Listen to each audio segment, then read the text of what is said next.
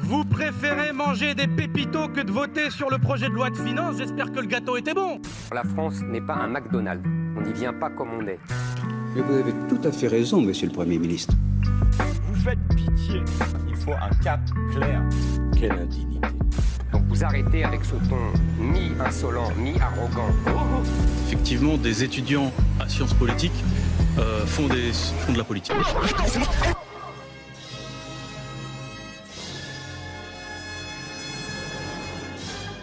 Bonjour à toutes et tous et bienvenue pour cette interview dans le cadre des élections du conseil d'administration de Sciences Po. Aujourd'hui, nous recevons la liste Écrivons demain, une liste engagée qui défend entre autres des valeurs sociales, démocratiques et écologiques. Bonjour Jules. Bonjour à toutes et tous, merci beaucoup pour l'invitation, c'est super. Merci à toi d'être là. Donc pendant cet épisode, nous allons explorer le programme d'Écrivons demain à travers 4 grandes thématiques. Tout d'abord, nous parlerons de votre identité et de vos motivations. Qui êtes-vous? En quoi votre vision se démarque des autres listes? Et pourquoi souhaitez-vous représenter les étudiants et étudiantes au conseil d'administration? Ensuite, nous reviendrons sur le bilan de l'année passée. Ce sera un peu particulier du coup dans votre cas, étant donné que vous êtes une nouvelle liste. Nous nous pencherons ensuite sur vos propositions phares pour transformer et améliorer la vie des étudiantes et étudiants de l'IEP. Et pour finir, nous prendrons le temps pour répondre aux questions qui vous ont été posées par les 2 autres listes, à savoir à l'unisson et solidaire. Et voilà. Merci d'être avec nous, Écrivons demain. Et sans plus attendre, commençons par votre présentation. Donc, est-ce que tu peux commencer tout simplement par te présenter en quelques mots ? Moi, c'est Jules, je suis candidat sur la liste Écrivons demain. C'est une des 3 listes, comme tu l'as dit, pour les élections du conseil d'administration, alors que nous, on se présente uniquement pour le 2e cycle, c'est-à-dire pour les 4A, les 5A, le CEPAG et les doctorants. C'est une liste qui appuie beaucoup sur les questions d'égalité des chances et d'inclusion et qui a la spécificité de se déployer sur un volet un peu associatif. C'est ce qu'on prévoit de faire ensuite au cours de l'année. Très bien. Est-ce que tu peux nous dire un peu personnellement ce qui t'a poussé à t'engager, donc que ce soit politiquement, dans des actions militantes si c'est le cas, ou du coup dans ce cadre précis aux élections du CA ? Depuis que je suis dans l'enseignement supérieur, parce qu'avant d'être à Sciences Po Lyon, j'ai fait du droit, j'ai toujours été engagé, j'étais représentant de promotion quand j'étais en droit. Pour moi, c'est hyper important de s'engager. Quand on fait des études supérieures, il y a tout le volet académique, mais il y a plein de choses qu'on peut faire à côté et je trouve que c'est vraiment enrichissant de ne pas se limiter uniquement aux cours. J'ai toujours été engagé personnellement dans ma vie à côté, que ce soit politiquement ou quoi.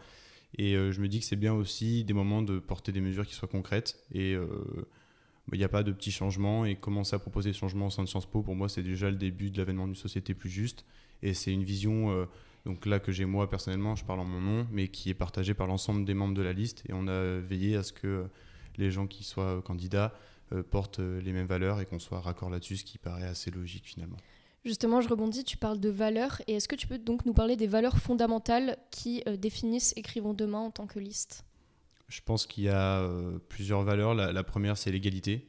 C'est important pour nous parce que dans cette liste, il y a des étudiants boursiers, il y a des étudiants ultramarins, il y a des étudiants de certaines confessions. Et on pense que les questions d'égalité, c'est le plus important. Justement, qu'on ne parte pas avec une sorte de balle dans le pied dans la vie et que Sciences Po soit, si on part avec une balle dans le pied dans la vie, un moyen d'égaliser ça. Et c'est aussi pour ça qu'on va développer un volet associatif, notamment en se rendant dans les quartiers populaires, pour aussi faire connaître les métiers de la politique, les métiers du monde administratif, et donner aux gens la chance d'accéder à Sciences Po pour que ça soit un peu moins pour que ça se décloisonne, donc que ça soit moins cloisonné. Très bien. Est-ce que tu peux expliquer aux étudiants qui nous écoutent ce que c'est que le conseil d'administration et en quoi est-ce que cette institution elle est importante ? Alors le conseil d'administration, c'est un peu tout ce qui régit la vie de Sciences Po. Il y a plusieurs commissions, une commission égalité, une commission disciplinaire, tout ce qui est la commission de l'enseignement. Et en fait, c'est un peu là que tout se passe, comment sont édictés les programmes, quelles sont les mesures disciplinaires, quelles actions on met concrètement en place pour lutter contre les discriminations, etc. Et donc l'intérêt de voter, c'est de pouvoir faire changer des choses. Alors il faut savoir qu'on est 9 représentantes et représentants, tout collège confondu. Donc il y a plus de membres qui sont des professeurs, des personnels administratifs et des membres de droit qui sont nommés. Ça n'empêche pas que les étudiants sont là pour porter des mesures et souvent notre voix, elle peut être entendue et elle doit être entendue. Donc c'est pour ça aussi qu'on se présente. Vous êtes plusieurs listes à vous présenter Vous êtes plusieurs listes à vous présenter à cette élection. En quoi est-ce que votre liste, elle se distingue des autres? Je pense que déjà sur les 3 listes qui sont présentes, il y a des points communs, ce qui est bien, ce qui veut dire qu'il n'y a pas trop de visions hyper divergentes non plus sur ce qu'on a envie de faire de Sciences Po, ce qu'on a envie que ça devienne. Je pense que la différence, c'est même si on promeut des valeurs, on a très peu de déclarations de principe et on va plutôt appeler à des mesures très concrètes. C'est ce qui compte le plus pour nous, d'avoir des choses qui soient concrètement faisables dans un court ou moyen terme. Justement, en tant que nouvelle liste, il faut qu'on porte des choses qui puissent être rapidement mises en place. Et après, éventuellement, si la liste est amenée à perdurer avec des gens qui la reprennent, bien évidemment, on aura peut-être plus de déclarations de principe et de promotion de certaines grandes valeurs, mais je ne pense pas qu'on fasse pas de déclaration de valeur pour autant. Donc justement, tu disais que vous étiez une nouvelle liste. Pour Solidaire et à l'Unisson, on a fait un retour sur l'an passé, étant donné qu'ils sont candidats à leur réélection. Mais pour vous, c'est particulier, parce que c'est la première fois que votre liste se présente aux élections du CA, comme je le disais. Cependant, vous avez déjà siégé dans cette institution en 2022, si je ne dis pas de bêtises. C'est ça. Sous le nom de Engageons-nous. Est-ce que tu peux un peu nous parler de cette liste? Donc pourquoi est-ce qu'elle ne se représente pas cette année? Pourquoi est-ce que donc, vous vous représentez sous un autre nom? Et surtout, quelles sont les grandes différences entre Écrivons demain et Engageons-nous? Ouais, donc déjà, tu as raison, c'était une liste qu'on avait créée avec Kylian, qui est aussi candidat sur la liste. On l'avait créée quand on était en 2A, et on avait énormément insisté sur l'inclusion et les mesures à destination des étudiantes et étudiants boursiers et ultramarins. On avait notamment obtenu quelque chose d'assez important qui est toujours en place aujourd'hui, qui est la tarification boursière des DE. C'est une mesure qu'on a portée, qu'on était les seuls à porter, qui a été votée à la fois par l'Unisson et Solidaire, mais la mesure, elle vient d'Engageons-nous à la base, et parce que c'était important pour nous que les boursiers qui payent finalement qui payent pas de frais d'inscription aient aussi le droit à une tarification spéciale pour les DE. Alors nous, on avait au départ poussé pour la gratuité. Il faut savoir que c'est quelque chose qui n'a pas pu être obtenu directement pour des questions tout simplement de finances de l'IEP. Néanmoins, la direction s'était engagée à, au fur et à mesure du temps, de baisser de plus en plus la tarification pour les boursiers et avec comme ligne directrice peut-être un jour d'obtenir la gratuité. Donc ça avait été déjà notre gros combat qui est toujours en place. Je sais qu'à l'Unisson pousse encore justement dans son programme pour la gratuité des DE. En soi, c'est une mesure qui n'a pas besoin d'être mise en place puisque c'est déjà inscrit dans des décisions du CA de 2022. Pourquoi la liste s'est arrêtée? Tout simplement parce qu'il y a eu énormément de divergences sur les personnes qui l'ont reprise. Nous, on faisait confiance à certaines personnes. On n'était pas d'accord surtout avec la forme et le fond de certaines de leurs mesures. Et on s'était dit qu'on ne voulait pas reprendre une liste qui ne nous correspondait plus parce que l'image avait été entachée. Donc on a décidé de créer une nouvelle liste. On est assez déçus de ne pas pouvoir se présenter sur le premier cycle, mais on espère que pour les années qui suivront, on arrivera à aller chercher aussi des étudiantes et des étudiants du premier cycle pour avoir plus de force au conseil d'administration, et plus de force pas juste pour dire super on est élu, mais pour porter des mesures concrètes. Très bien, merci beaucoup. On va du coup passer maintenant aux questions concernant votre programme. Donc on va commencer par le volet social. On a lu que vous souhaitiez un meilleur accompagnement des étudiantes et étudiants ultramarins, donc à l'image de ce qui se fait déjà pour les étudiants internationaux. Est-ce que tu peux nous expliquer plus précisément à quelles difficultés ces étudiants ils font face quand ils arrivent à Sciences Po? Bien sûr, déjà une étudiante ou un étudiant ultramarin, si on regarde les territoires ultramarins français, c'est des territoires qui sont loin géographiquement. C'est plusieurs dizaines d'heures, ça peut être plusieurs heures d'avion, voire plus d'une dizaine d'heures d'avion.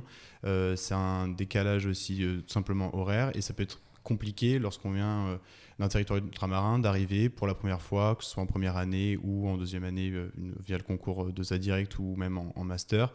En métropole, si on n'y est jamais à l'avant ou si on n'a pas de repères, pas de famille, pas d'amis ou quoi que ce soit. Donc nous, ce qu'on voudrait, c'est qu'il y ait un accompagnement, parce que les étudiantes et étudiants internationaux, ils sont accompagnés, ce qui est totalement normal puisqu'ils arrivent dans un pays où ils ne parlent pas forcément la langue. Donc on se dit, ça peut être intéressant d'avoir un accompagnement, de les aider dans leur recherche de logement, et aussi d'avoir une sorte de regard un peu... un peu comme une sorte d'assistance sociale ou psychologique, savoir si tout se passe bien, parce qu'on peut être loin de sa famille, on peut être loin de nos proches, et quand on a 18 ans et qu'on part très très loin de chez nos parents, ça peut faire un peu bizarre. Donc c'est un peu l'idée. On aimerait qu'il y ait un ou une référente au sein de l'administration qui s'occupe de ça, et éventuellement penser à un partenariat avec à la fois Buldo, l'association des étudiants et étudiantes ultramarins de Sciences Po, dont 2 membres de la liste sont membres, qui sont Kylian et Clara, ainsi qu'Alia aussi, en fait, donc ça fait 3 membres. Et éventuellement imaginer même un partenariat avec la Maison des Outre-mer, qui justement aide les étudiantes et étudiants ultramarins qui sont en métropole, mais on aimerait que ça soit un peu mieux déployé au sein de Sciences Po. Très bien, merci beaucoup. Donc sur le volet social, toujours, vous souhaitez intensifier les initiatives de lutte contre les violences sexistes et sexuelles. Cependant, comment dépasser les efforts déjà déployés dans un établissement qui propose des formations obligatoires pour tous les étudiants entrant en première année, une formation spécifique pour les responsables associatifs, des sessions de sensibilisation lors des événements inter-IEP comme les GISPO, et qui assure également la présence de safe person lors de tous les événements étudiants. Comment est-ce qu'on va plus loin que ce qui est déjà mis en place ? Déjà, j'aimerais dire un merci à toutes les associations féministes de l'IEP et puis même toutes les associations qui luttent contre les discriminations et puis à l'administration qui fait un travail assez remarquable là-dessus, beaucoup plus que dans certains autres établissements.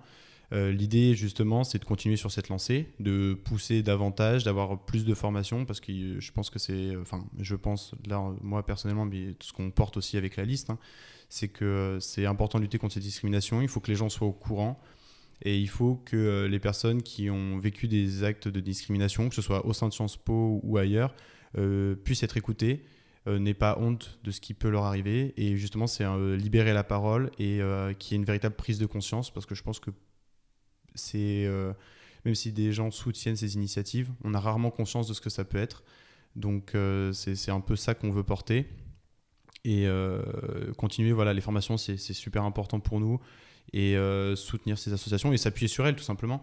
Et c'est pour ça qu'on a aussi au sein de la liste une candidate qui est Virginie, et Virginie qui était donc la présidente de Pamplemousse quand moi j'étais en 2e année, donc quand on était tous en 2e année finalement, puisqu'on est tous une liste, on est dans le même parcours, enfin dans la même année, donc s'appuyer aussi sur son vécu et sur toutes ces initiatives et donner la parole aux concernés parce qu'on pense que c'est le plus important.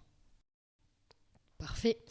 On a lu aussi que vous souhaitiez revoir les droits d'inscription pour diminuer, voire supprimer les tranches les plus basses dans le but d'augmenter les financements en faveur de l'égalité des chances.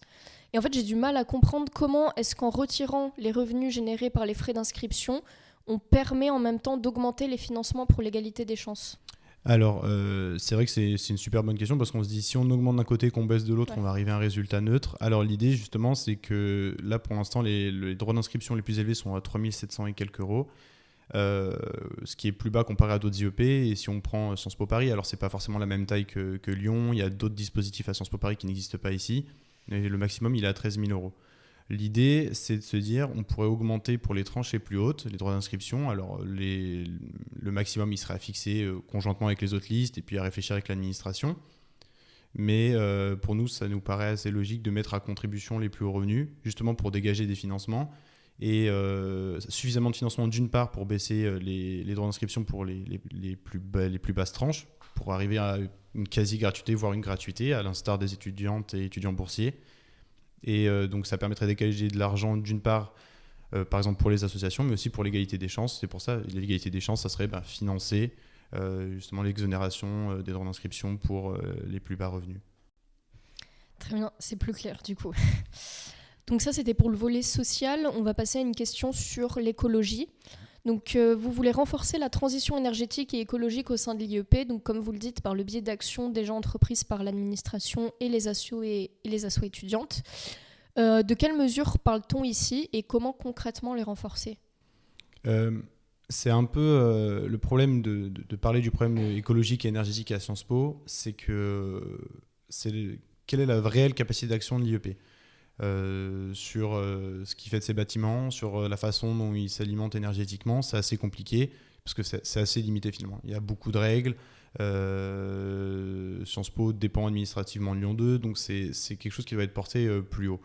L'idée là-dedans, c'est pour arriver à des réelles transformations, déjà c'est continuer la formation. Je pense notamment au 4A. Pour l'instant, on a il y en a encore qui le passent. D'ailleurs, il y a la fresque de l'emploi durable. Justement, c'est de la sensibilisation. Il y a une semaine environnement au premier cycle. Donc, l'idée, c'est de continuer tout ce travail d'information.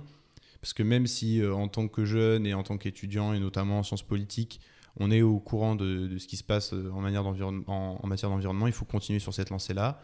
Quand on était à Engageons-nous, on avait porté des mesures sur le verdissement de l'IEP, sur la pose de ruches. On avait justement un programme qui était assez conséquent de manière écologique. Et finalement, l'administration nous avait très vite dit que tous ces trucs-là, on ne pouvait pas parce qu'il y avait énormément de règlements d'urbanisme. Donc voilà, l'idée, c'est de soutenir les initiatives. Donc là, ça sera plutôt sur un volet information. Alors après, on peut toujours faire attention à notre consommation, à notre consommation énergétique au sein de l'IEP, et puis attention à nos consommations sur l'eau plastique, etc. Mais là, la capacité d'action elle est plus réduite, donc on va plutôt soutenir les initiatives qui existent déjà, quitte à les renforcer, déployer plus de moyens, avoir une personne de l'administration qui soit chargée aussi éventuellement d'un volet RSE. Et après, on en appelle aussi un peu à la responsabilité individuelle de chacun au sein de l'IEP, même si on est assez convaincu qu'à une échelle plus grande, la responsabilité individuelle permet aussi à certains grands groupes de nier un peu leur responsabilité dans la crise écologique qu'on vit. Très bien. Vous avez aussi des positions sur la démocratie. Donc, notamment, vous proposez de mettre en place des référendums afin de renforcer la participation des étudiantes et des étudiants dans les processus décisionnels de l'IEP. Est-ce que tu as des exemples concrets de sujets sur lesquels les étudiants devraient, selon ta liste, être concertés ? Par exemple, justement, sur les droits d'inscription, on se dit que c'est une mesure qui nous est chère, mais on n'a pas envie qu'elle soit imposée. Donc l'idée de la faire voter au référendum ne nous paraît pas bête, entre guillemets, et justement parce que c'est des mesures qui sont assez structurantes pour un établissement comme Sciences Po. Donc justement faire voter ça sous la forme d'un référendum, ça nous paraît important. Donc c'est toutes ces décisions qui en fait vont modifier assez radicalement comment Sciences Po fonctionne. Donc ça serait une des mesures là sur laquelle je parle. Après sur nos autres mesures, c'est pas forcément des mesures qui sont appelées à être votées au référendum parce qu'elles ont moins de conséquences directes sur l'ensemble des étudiantes et étudiants de l'IEP. Mais on aimerait en tout cas que la participation des étudiantes et des étudiants elle soit valorisée parce que on voit bien qu'en ce moment démocratiquement il y a une forme de crise. Il faut que les citoyens et les citoyennes puissent participer. Donc, surtout nous, en tant qu'étudiantes et étudiants de Sciences Po, on doit participer aussi et pas juste voter une fois par an pour le CA et on ne sait pas trop ce qui se passe, ce qui est voté. Donc, je pense que les mesures structurantes, elles doivent être soumises au référendum, à la participation. Et justement, si on le propose avec notre liste, les étudiantes et étudiants peuvent nous contacter, peuvent nous proposer des mesures qui ne sont pas forcément dans le programme ou auxquelles on n'a pas forcément pu penser. On en discute au sein de la liste, on la soumet à un vote, donc c'est déjà une sorte de référendum, et si la mesure, les gens votent pour, on la défendra au conseil d'administration. Voilà. Donc c'est déjà un exemple un peu de comment déployer le volet démocratique de notre programme au sein de l'IEP. Concernant l'associatif, vous souhaitez organiser des actions type collecte de dons pour des luttes qui vous tiennent à cœur. Donc dans votre programme, vous citez l'exemple des quartiers populaires et de la Palestine. Dans quelle mesure est-ce que c'est le rôle d'élus au CA de mettre ça en place, surtout compte tenu du maillage associatif qui organise déjà des actions semblables au sein de l'IEP ? C'est un peu comme la logique de notre liste. On n'est pas dans une logique où on veut marcher sur les pieds de ce qui se fait déjà. C'est plutôt vraiment une logique de cohésion, d'émulation, de travailler toutes et tous ensemble pour améliorer la vie de l'IEP. Et puis, comme on l'a mis un peu dans notre profession de foi, l'avènement d'une société plus juste. Et on pense que chaque petit pas, chaque petite action compte. Donc c'est pour ça qu'on va le déployer. Et si on veut faire des actions, c'est pour que ce qui se passe à l'IEP se traduise concrètement. Il y a eu des blocages en soutien à la Palestine, des blocages qu'on soutient. Mais une fois qu'on a bloqué, on fait quoi ensuite ? Bloquer, c'est bien, mais il faut qu'il y ait une suite dans ce qui se passe. Et on pense justement que des collectes de dons, ça peut aider. Les collectes de dons qui permettraient à la fois de fournir du soutien humanitaire aux Palestiniennes et aux Palestiniens, et en même temps, éventuellement, d'accueillir des étudiantes et étudiants qui viennent de Palestine, comme ça avait pu être discuté avec Hélène Surel. Donc c'est pour ça aussi on a envie de mettre concrètement les choses à jour. Et pour les quartiers populaires, on a Alia qui est dans la liste, qui est dans une association qui justement milite pour l'égalité des chances dans les quartiers. Et l'idée tout simplement c'est aussi de lever des fonds pour que les actions des acteurs qui soient en dehors de Sciences Po puissent se pérenniser et s'accélérer. Donc très bien, on en a fini avec les questions concernant votre programme qu'on peut retrouver sur votre Insta, donc Écrivons demain, et également votre profession de foi qui a été envoyée aux étudiants par mail du second cycle. On va maintenant passer aux questions, donc aux questions qui vous ont été posées par les autres listes. Donc la question d'Alunisson, c'est en sachant que vous avez été à l'origine de la liste Engageons-nous qui a elle-même disparu, que le CEAS, liste exclusivement deuxième cycle, a elle aussi tenté l'expérience l'année dernière et a disparu après 1 an. Comment pouvez-vous garantir une action dans la continuité pour les étudiantes et les étudiants en recréant une liste ? C'est une très bonne question qu'on pourrait presque prendre mal en se disant quelle est l'utilité de créer une nouvelle liste. Déjà, d'une part, Alunisson et Solidaire, ce sont des listes qui existent depuis plus longtemps dans l'IEP, qui sont ancrées, et on est assez convaincu que ça fait pas trop de mal des moments d'avoir un peu de nouveauté, sans dire qu'on porte des actions qui soient totalement différentes et qu'on soit en désaccord. Il y a des points d'accord, d'autres il y en a moins. Ça n'empêche pas du tout de créer une autre liste, de porter une autre vision des choses, que ce soit sur la forme ou sur le fond. En effet, le CES, c'est une liste qui a disparu. Alors, d'une part, on est en 4A, donc il y a encore l'année prochaine, donc il y a au moins encore 1 an devant nous. Et comme j'ai pu l'expliquer au début de ce podcast, l'idée, c'est aussi de se pérenniser et d'aller chercher des étudiantes et étudiants de premier cycle. Donc forcément, la question de la pérennité de la liste, elle se pose. Pour autant, nos actions, comme je l'ai dit, c'est qu'on a aussi pensé à des actions qui soient concrètes et qui puissent être mises en place assez rapidement. Donc c'est pour ça qu'on a envie qu'il y ait un impact direct. Et en effet, Engageons-nous a disparu rapidement. Alors pas au bout d'1 an, mais au bout de 2 ans, pour être exact. Et la tarification boursière, on l'a votée la première année où on a été élu. Donc ce qui prouve aussi qu'on peut faire des actions concrètes et qu'elles soient votées dans la foulée et qu'elles aient des répercussions concrètes pour les étudiantes et les étudiants directement. C'est aussi pour ça qu'on s'était présenté. C'est parce qu'on trouvait qu'il y avait un manque d'actions concrètes. Et la preuve, c'est que ça marche. Après, la question de la pérennité, on verra bien, mais ça n'empêche pas de faire de belles actions pour toutes les étudiantes et tous les étudiants de l'IEP. Très bien, merci pour ta réponse. On a également Solidaire, donc, à qui on a demandé de poser une question, qui est: pourquoi votre programme est-il aussi vague sur les thèmes de la lutte contre les discriminations, les VSS, l'écologie et sur le grand oral ? Quelles mesures concrètes proposez-vous, hormis des grandes idées ? J'ai pas l'impression qu'on propose de grandes idées, justement. On propose plutôt des mesures concrètes. C'est plutôt une réflexion que j'aurais faite à Solidaire, mais pourquoi pas, après tout l'arroseur arrosé, mais c'est une question qui est intéressante. Sur le grand oral, on n'est pas du tout vague. Alors c'est vrai qu'on n'a pas tant détaillé à mesure que ça sur Instagram parce que ça reste à définir, mais en tout cas, on a une idée déjà pour le grand oral. Le grand oral, c'est une banque de sujets. On vous en présente 2 qui sont tirés au sort. Vous en choisissez un des 2. Nous, ce qu'on propose, c'est une refonte en 3 temps avec une question qui est liée au parcours de spécialité, donc affaires publiques, affaires internationales, communication ou territoire, quelque chose qui soit en lien avec le parcours de l'étudiante et de l'étudiant.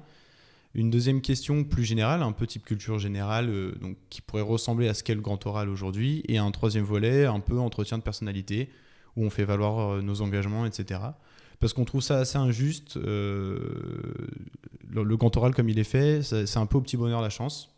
Et ça ne reflète pas du tout la capacité d'un étudiant ou d'une étudiante à refléter son parcours. Donc déjà, la question là-dessus, elle est claire.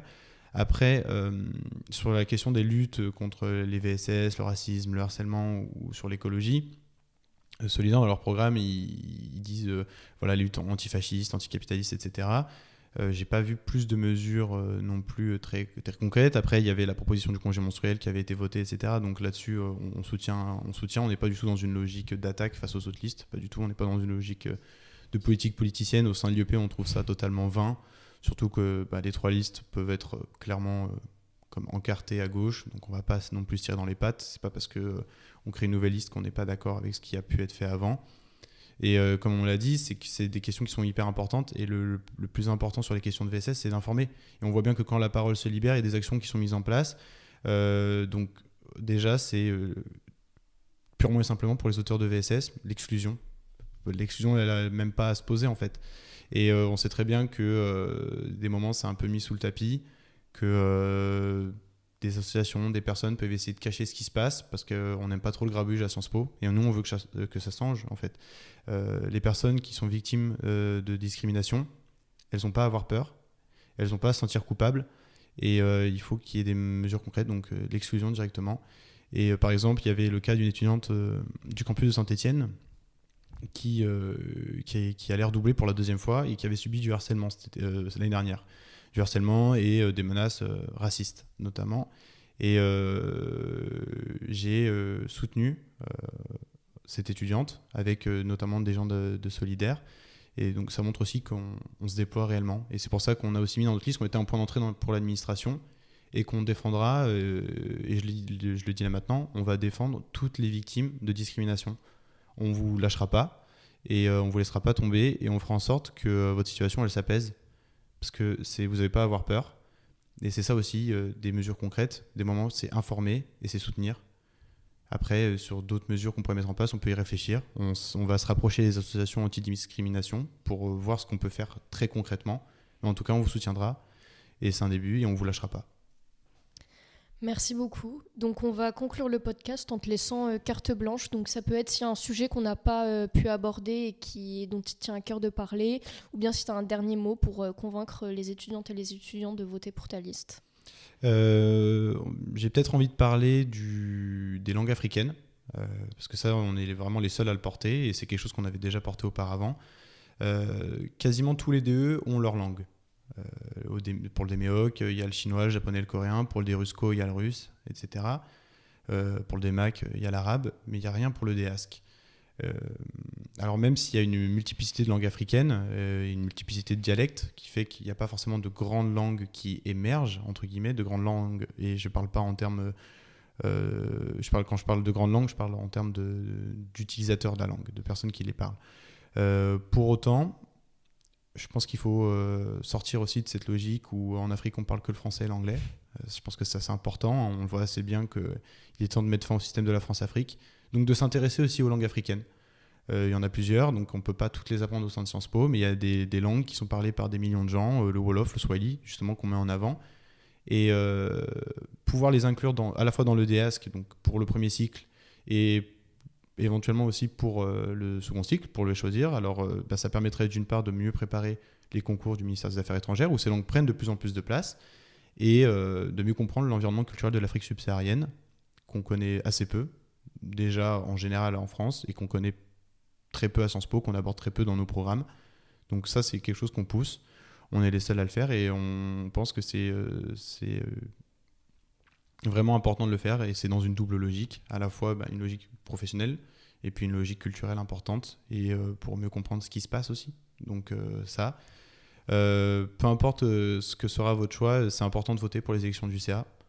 Il y a des mesures concrètes qui peuvent être votées, et votre scolarité elle peut changer, elle peut être plus apaisée, plus sereine, et des moments avoir une liste un peu comme ça, un peu troublionne, qui débarque au dernier moment. Ça permet aussi de porter d'autres actions et de forcer tout le monde à aller de l'avant. Donc voilà, vous pourrez compter sur nous, peu importe le nombre d'élus qu'on aura, pour porter des mesures et pour essayer de faire en sorte que votre scolarité elle s'améliore. Et comme on l'a dit, on va faire des actions associatives aussi, parce qu'on a des sujets qui nous tiennent à cœur, et on peut vous montrer que voter, ça sert à quelque chose. Merci beaucoup en tout cas. Merci à toi d'avoir été avec nous, et bonne chance pour la fin de la campagne. Merci beaucoup.